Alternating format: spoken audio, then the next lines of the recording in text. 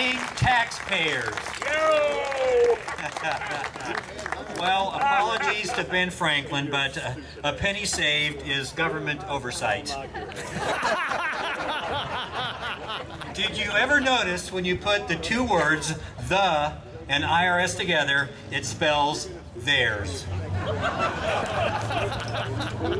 You know, I'm a little worried about my income tax I filed this year.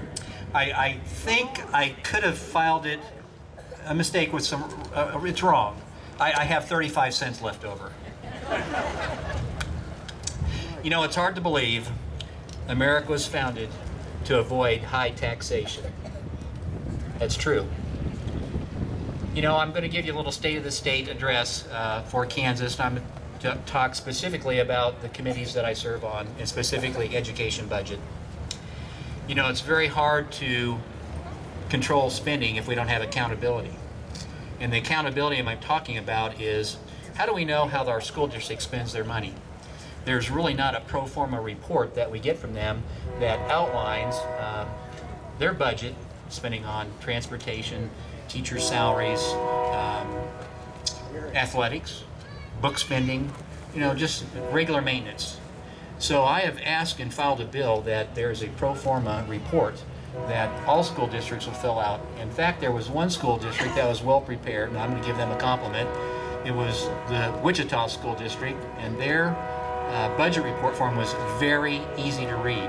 And so I've recommended that they get with other school districts and use that form to report school budget spending. The other issue we have is we have a base formula for public education spending, and right now the base is $4,012, and to be a little less this year after we have some budget cuts. But you know that's a Form 150 that every school district must fill out and give to the state to have the state check written to their school district.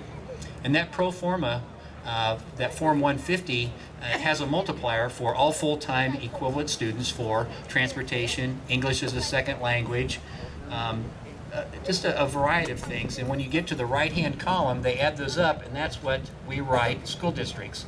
And the average spending per school in the state of Kansas is right at $12,000, not $4,012, $12,000. USD 305, the average is right at $15,000 per student. So if you're wondering what your school district spends, you're going to need to get that Form 150 that's filed August 25th of every year with the state, and to see what's spent per student in your school district.